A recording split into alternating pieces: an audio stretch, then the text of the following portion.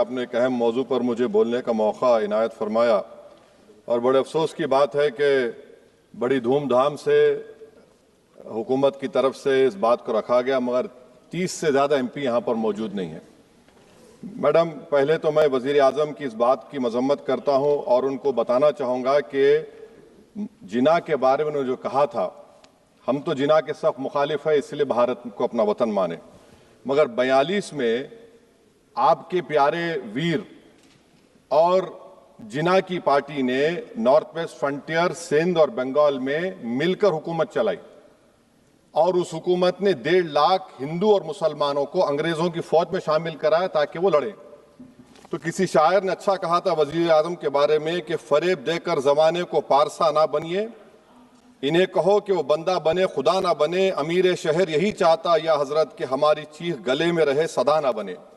दूसरी बात मैडम, हमारे वजीर दिफा जनाब राजनाथ सिंह साहब ने बड़ा ही अजीब व गरीब और तकलीफ दह बात कही उम्मुल मोमिनीन के बारे में और उम्मुल किताब के बारे में। उम्मुल मोमिनीन उनको कहते हैं जो हमारे प्रॉफिट मोहम्मद सल्लल्लाहु अलैहि वसल्लम की वाइफ हैं, वो हम तमाम मुसलमानों की माँ, हम उनको तस्वुर करते हैं, मगर हम उनकी इबादत नहीं करते, हम अपनी माँ की इबादत नहीं करते। उम्मुल किताब कुरान है, हम कुरान की इबादत नहीं करते, कुरान अल्लाह का भिजावा कलाम है। तो उसके बारे में भी शायर ने अच्छा कहा कि खबर नहीं जिन्हें अपने दीन व मजहब की, हमें वो दीन का मतलब सिखाने निकले हैं। अहम बात यह है कि मैडम, हमारे मुल्क का आइन का इस लफ्ज से आगाज होता है वी द पीपल। इसका आगाज भारत माता के नाम से नहीं होता है। हमारे संविधान का जो प्रियम्बल है वो क्या कहता है? Liberty of thought, expression, belief, faith and worship. अगर दस्तूर का ये पहला सफा ये बात करता है तो फिर कैसे किसी शहरी को किसी खुदा, देवी, देवता की इबादत करने पर या सजदा करने पर मजबूर किया जा सकता है? आप ही की पार्टी से आज की जो बातें हुई है इसी का बोल रही हैं। हमारे कॉन्स्टिट्यूंट असेंबली में मैडम एक मोहतरमा थी रोहिणी कुमार चौधरी ने एक तजवीज दी थी कि प्रियम्बल में किसी देवी के नाम से शुरू हो। उन्होंने खास तौर से वंदे मातरम का जिक्र किया, मगर उसको कबूल नहीं किया गया। फिर केवी कामत साहब ने एक तजवीज दी कि इट्स सिटीजन्स को बदलकर हर सिटीजन्स किया जाए और खुदा के नाम से शुरू किया जाए, वो तरमीम को मुस्तरद कर दिया गया। हमारे संविधान का उसूल यह है कि भारत क्या है, उसकी अवाम है, अवामी कानून की मुसन्निफ है, अवाम की मर्जी से सबसे बालातर है, अवामी हाकिम है। मुल्क किसी खुदा, देवी, देवता, मजहबी इलामत के नाम से नहीं चलता, ना मुल्क किसी एक मजहब की मिल्कियत है। इसीलिए बाबा साहब अम्बेडकर ने क्या कहा था? उन्होंने मदर इंडिया के नजरिए को मुस्तरद किया। बाबा साहब ने एक नई इस्तिलाह वजह कर दी और कहा कि भैक्षित भारत, ये बाबा साहब अम्बेडकर ने कहा। अब मैडम, अगर मजहबी आजादी इस आइन का बुनियादी उसूल है तो सवाल यह पैदा होता है कि उस वक्त हमारे जो कॉन्स्टिट्यूंट असेंबली के प्रेसिडेंट थे जनाब राजेंद्र प्रसाद साहब ने किस बुनियाद पर वंदे मातरम को कौमी तराना करार दिया? ना तो कोई सेक्यूर रेजोल्यूशन है इसके बारे में। मैडम, मैं आपको बताना चाहूंगा कि जुडिशरी क्या कहती है।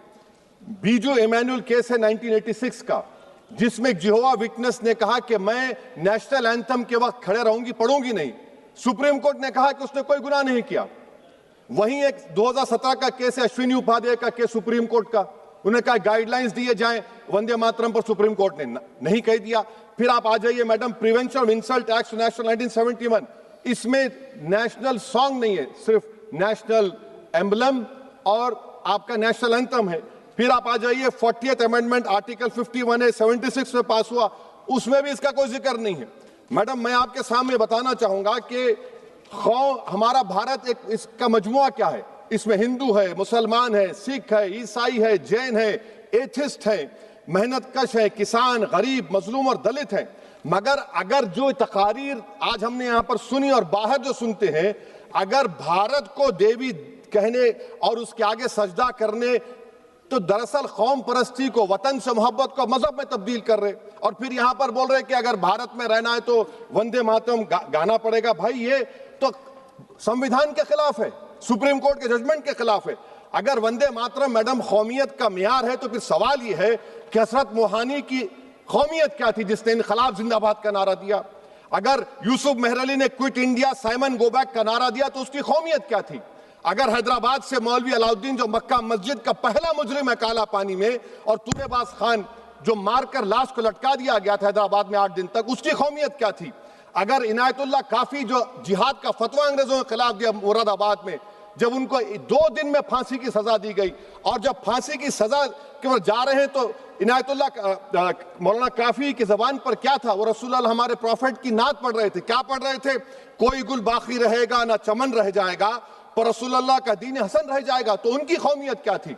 माल्टा की जेल में महमूदुल हसन, हुसैन अहमद मदनी 6 महीने माल्टा की जेल की ग्राउंड में पड़े रहे, उनकी कौमियत क्या थी? अल्लामा फजल खैराबादी का वो सल काला पानी का पुकार पुकार कर इनसे पूछ रहा है, जो वहीं पर मर गए, खबर वहां पर है, बताओ मेरी कौमियत क्या थी?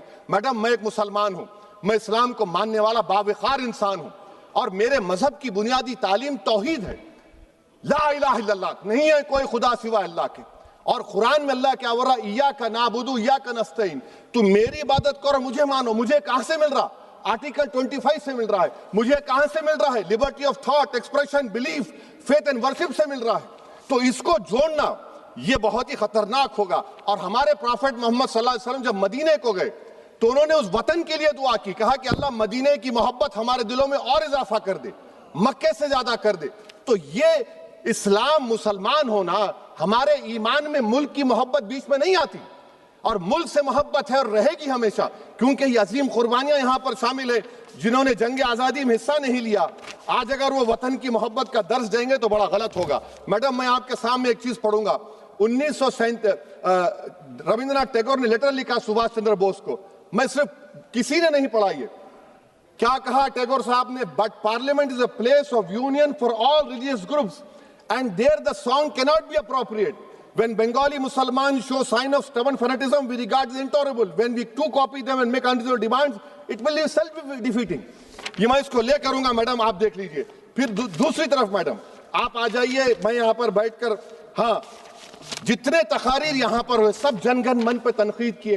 तो मैडम मुझे ये कहना पड़ेगा कि जनगण मन पर आप लोग इतनी तकलीफ क्यों उठा रहे हैं? आखिर इतनी तकलीफ क्यों है?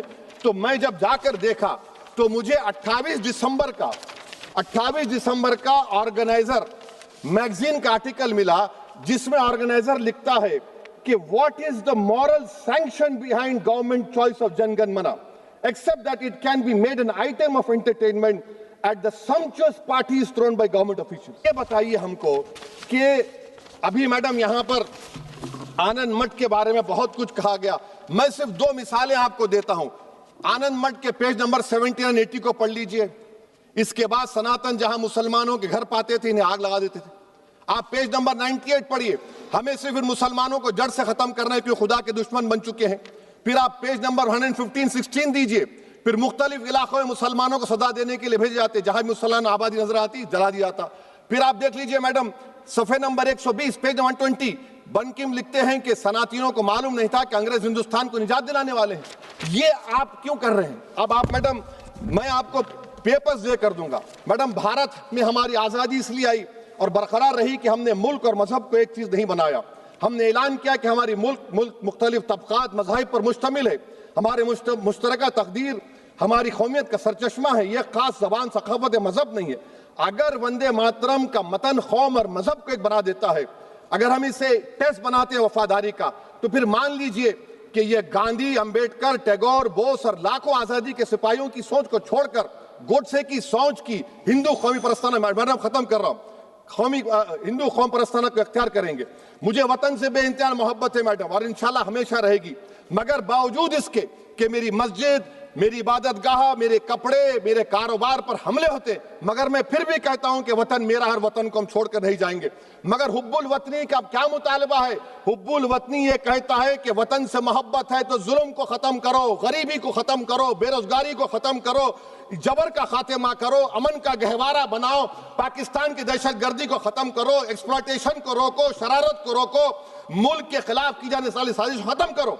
मैडम, भारत एक चमन है जहां पर हर फूल को खिलना चाहिए, और अगर कोई इस फूल का, अगर पूरे फूल खिलेंगे तो उसकी खुशबू से ये वतन मौतर होगा, मगर अगर इस चमन का माली ये कहेगा कि एक ही फूल खिलेगा, तो मैं जिम्मेदारी के साथ कह रहा हूं, अगर एक ही फूल खिलेगा तो वो सहरा बन जाएगा और माली माली नहीं रहेगा, वो जल्लाद कहलाएगा। तो इसीलिए मैडम हम उम्मीद करते हैं कि हुकूमत इस पर जोर जबर ना करे, मेरा राइट है। यकीनन मैं जानता हूं कि आजादी के लड़ाई में वंदे मातरम का नारा था, मगर अगर आप इसको जबर करेंगे तो ये संविधान के खिलाफ है। वफादारी का सर्टिफिकेट हमसे मत लीजिए, मैडम खत्म कर रहा हूं। वफादारी का सर्टिफिकेट हमसे मत लीजिए।